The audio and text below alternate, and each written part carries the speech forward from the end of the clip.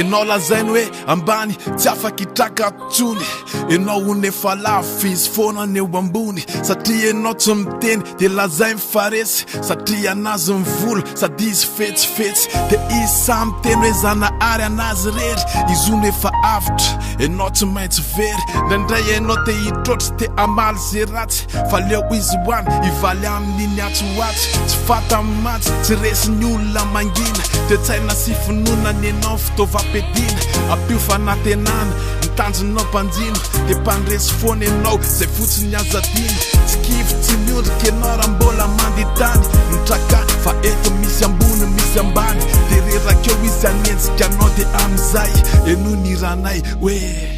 nabepaningany enao bepanadale aleo izy man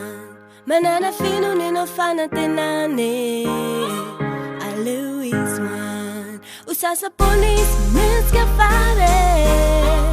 aleo izy man azomafy ny totsaina fa tsare aleo izy man satria enao tsy namaly de sahy mipadona lozaho azy raha marina niny mifinona enao tsy tompo tsafity satria hony izy bandy lazaho azy fa mifity mahery noho ny sandry enao hony le ambakainy foana hatramizay teneno azy fa tsara manomeno mandray de ajanono hoe le zesitapesita imbafa fa olombelona izy ndray androany mbolo rafy tsy fata matsy tsy resy ny olona mangina de tsaina sy finoana ny enao fitaovam-piadina ampio fanatenana mitanjonao mpanjino de mpandresy foana enao zay fotsiny azadina tsy kivy tsy miondrika enao raha mbola manditany mitraka fa eto misy ambony misy ambany de rerakeo izy anenjika anao de amizay eno ny ranay hoe nabepaningany enao bepanadale aleo izy man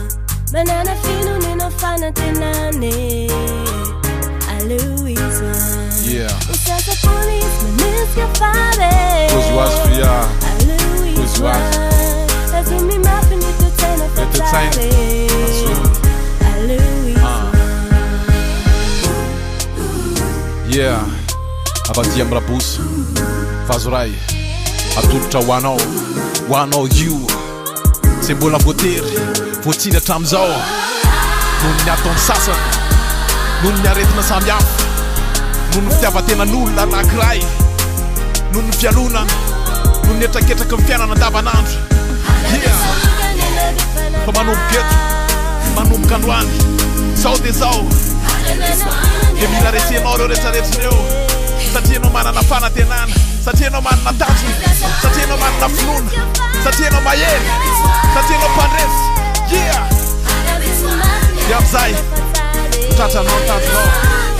matokanao za